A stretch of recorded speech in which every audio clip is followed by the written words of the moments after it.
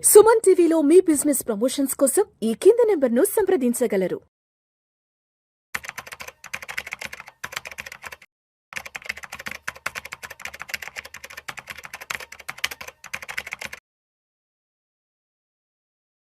నమస్తే, welcome to Suman TV. నేను విష్ణు. 2026-27 సంవత్సరానికి సంబంధించి ఫిబ్రవరి 1వ తారీఖున కేంద్ర ఆర్థిక శాఖ మంత్రి నిర్మలా సీతారామన్ గారు పార్లమెంట్లో బడ్జెట్ను ప్రవేశపెట్టారు. ఈ బడ్జెట్ విలువ దాదాపు 53 లక్షల కోట్ల రూపాయల బడ్జెట్.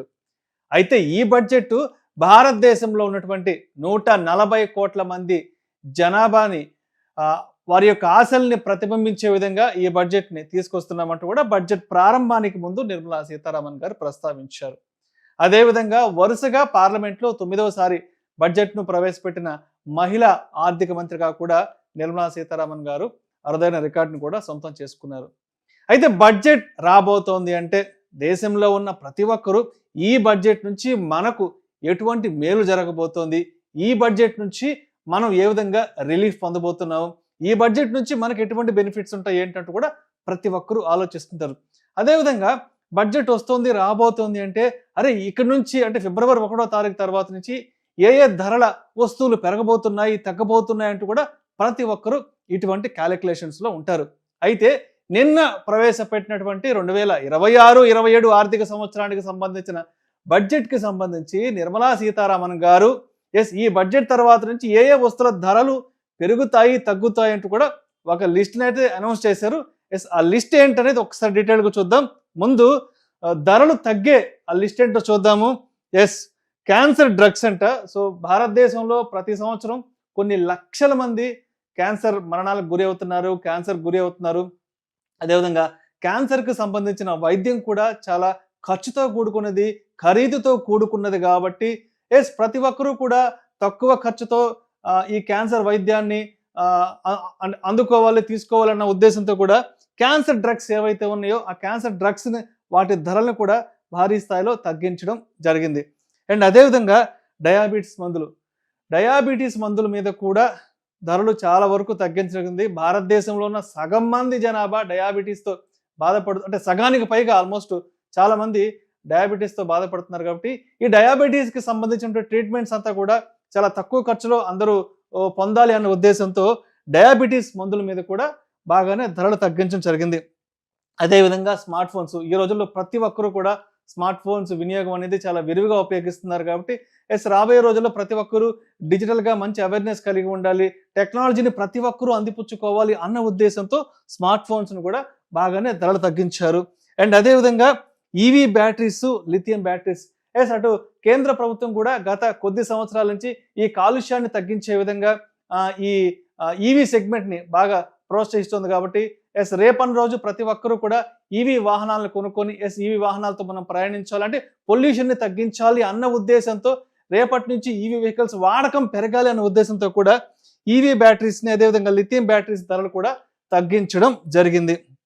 అదేవిధంగా సోలార్ ప్యానెల్స్, గత 10 సంవత్సరాలుగా మనం చూస్తే సోలార్ కన్సంప్షన్ అనేది భారతదేశంలో చాలా పెద్ద ఎత్తున విరివిగా సాగుతుంది. కాబట్టి సోలార్ ప్యానెల్స్ వినియోగాన్ని భారతదేశంలో ఉన్న ప్రతి ఒక్కరూ అందరూ కూడా అందిపుచ్చుకోవాలి, సోలార్ ద్వారా ప్రతి ఒక్కరూ బెనిఫిట్ అవ్వాలి ఉద్దేశంతో సోలార్ అనే కాన్సెప్ట్ అందరికీ రీచ్ అవ్వాలి అనే కాన్సెప్ట్తో సోలార్ ప్యానెల్స్ ధరలు కూడా తగ్గించడం జరిగింది. అదేవిధంగా సీ ఫుడ్ అంటే సముద్ర జలాల నుంచి మనం ఏవైతే తీసుకుంటున్నామో ఆ సీ ఫుడ్ను కూడా ధరలు కూడా కాస్త తగ్గించడం జరిగింది. అండ్ అదేవిధంగా స్పోర్ట్స్ ఎక్విప్మెంట్, సో భారతదేశంలో ఈ స్పోర్ట్స్ కాన్సెప్ట్ని పెద్ద ఎత్తున తీసుకెళ్ళాలి, ఆ స్పోర్ట్స్ ఎక్విప్మెంట్ అందరికీ అందుబాటు ధరల్లో ఉండాలి అన్న ఉద్దేశంతో కూడా స్పోర్ట్స్ ఎక్విప్మెంట్ ధరలు కూడా బాగానే తగ్గించడం జరిగింది. తర్వాత మైక్రో ఓవెన్స్, సో ముఖ్యంగా వంటగదుల్లో విమెన్ ఎవరైతే ఉన్నారో సో వారు వంట చేసేటప్పుడు ఎక్కువగా ఉపయోగించినటువంటి మైక్రో ఓవెన్స్ను కూడా ఆ ధరను కూడా తగ్గించడం జరిగింది. అదేవిధంగా లెదర్ ప్రోడక్ట్స్ ధరలు కూడా బాగానే తగ్గించారు. అండ్ ఎయిర్ క్రాఫ్ట్కి సంబంధించినటువంటి మ్యానుఫ్యాక్చరింగ్లో ఉపయోగించే ఆ విడి భాగాలకు సంబంధించి కూడా దాని ధరలు కూడా తగ్గించడం జరిగింది. సో ఇవి వరకు ధరలు తగ్గిన వస్తువులు.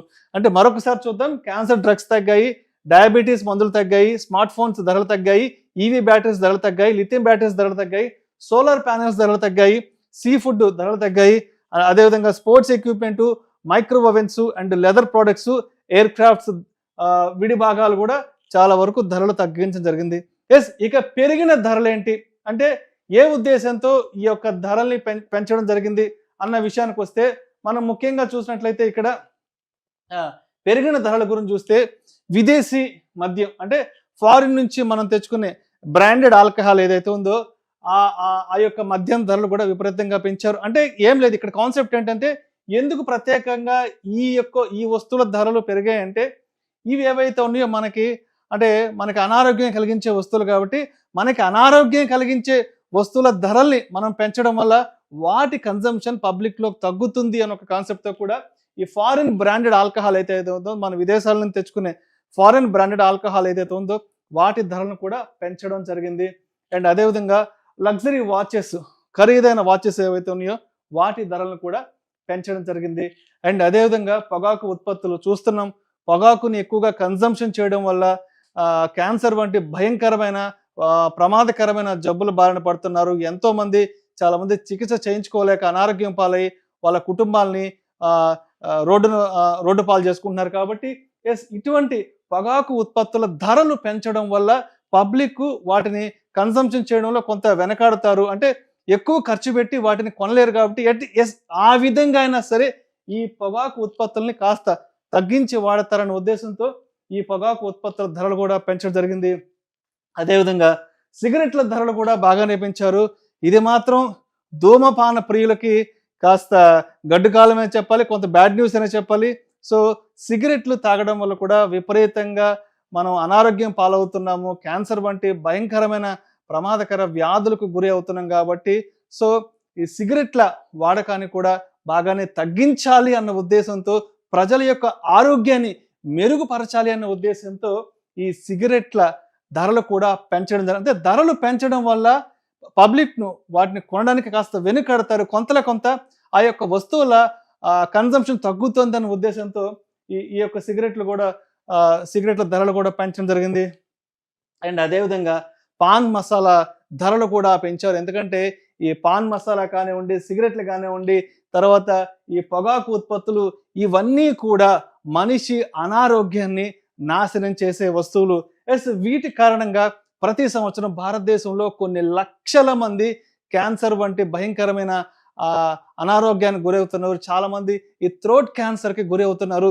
సో అటువంటి వాళ్ళందరికీ కూడా ఈ ధరల్ని పెంచడం వల్ల కొంతలో కొంత అట్లీస్ట్ వాటి వినియోగాన్ని తగ్గించాలి అన్న ఉద్దేశంతో కూడా ఎస్పెషల్లీ ఈ పొగాకు ఉత్పత్తుల ధరలు పెంచారు. అదేవిధంగా సిగరెట్ ధరలు పెంచారు.